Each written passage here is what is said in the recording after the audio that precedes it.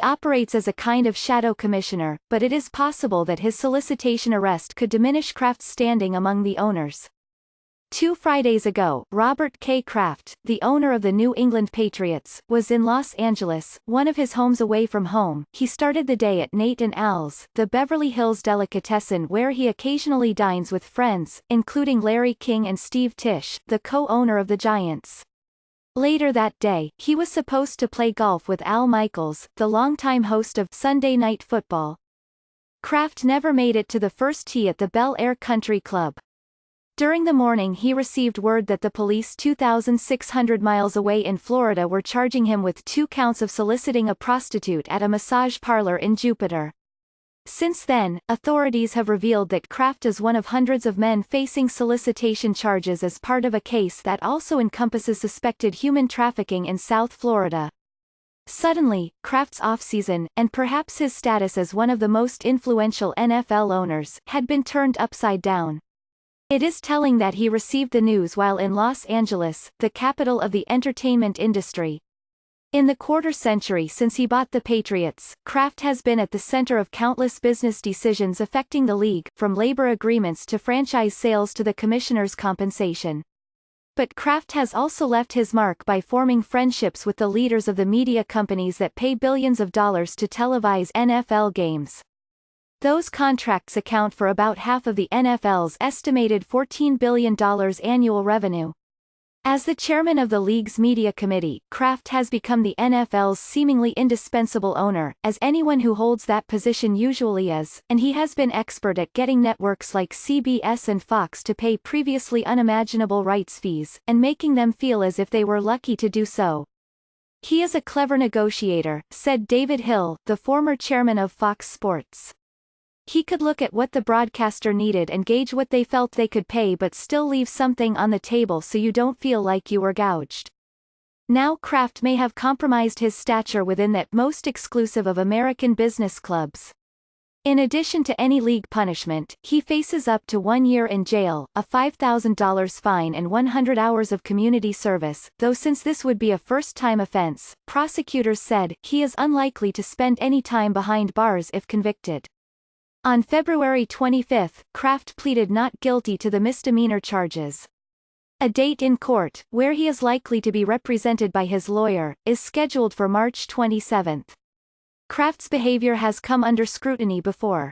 He has admitted to meddling in football decisions and alienating his coaches in his early years of owning the Patriots.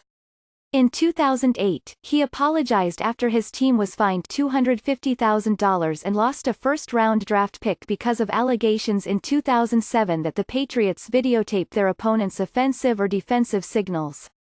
Coach Bill Belichick was fined $500,000. In 2013, Kraft claimed he was duped by Aaron Hernandez, the Patriots tight end who was convicted of murder and later killed himself in prison. In ownership circles, Kraft is known to act as a kind of shadow commissioner, forming close relationships with sponsors, vendors, media companies and even the NFL.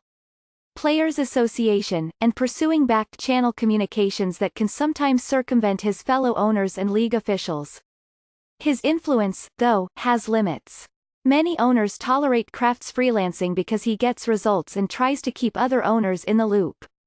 But their tolerance runs thin when his team is accused of wrongdoing, as happened in the Spygate scandal and in 2015, when the Patriots were accused of deflating footballs before the AFC Championship game. In those cases, owners were not unhappy when the commissioner penalized the team. Numerous former and current league executives and Kraft's ownership brethren declined to comment on the record for this article, as did Kraft. Even privately, many of them were reluctant to criticize him for the solicitation charges, which they consider a personal matter. It is possible, though, that the arrest could diminish Kraft's standing among the owners just as his skill sets and relationships are needed. The league's television contracts are up for renewal in 2 years, and the NFL would like new players like Amazon to jump into the fray.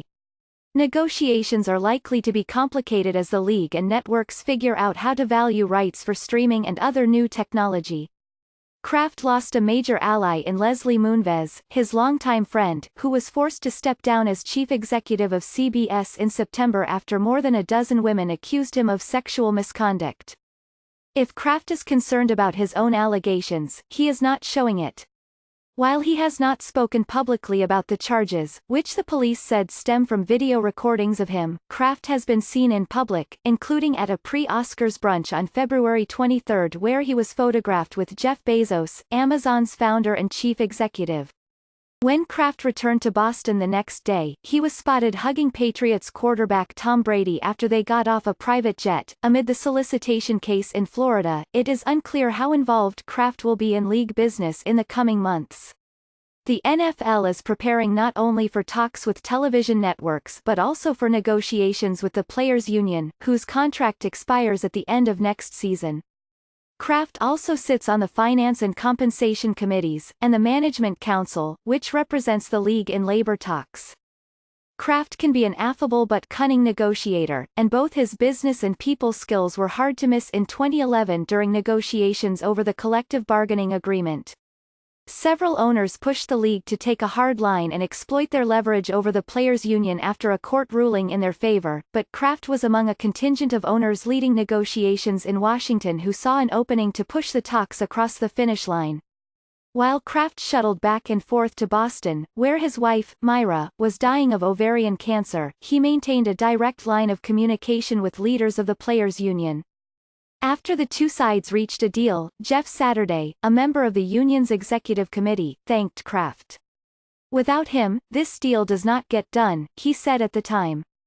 ESPN, where Saturday works, said he was not available for an interview.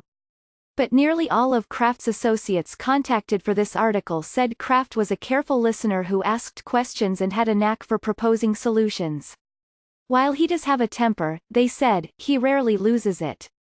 Kraft has spoken often about the need to put league matters over personal ones. In November 2017, he was interviewed with his oldest son, Jonathan, on stage at a sports industry conference in New York. In a thinly veiled criticism of Jerry Jones, the Cowboys owner, Kraft urged owners to act as partners and not perceive themselves as bigger than the league itself. Jones had threatened to sue Kraft and other owners who wanted to extend Commissioner Roger Goodell's contract. "It's more important," Kraft said, "that the people running the league do the right thing for the league than for any one franchise."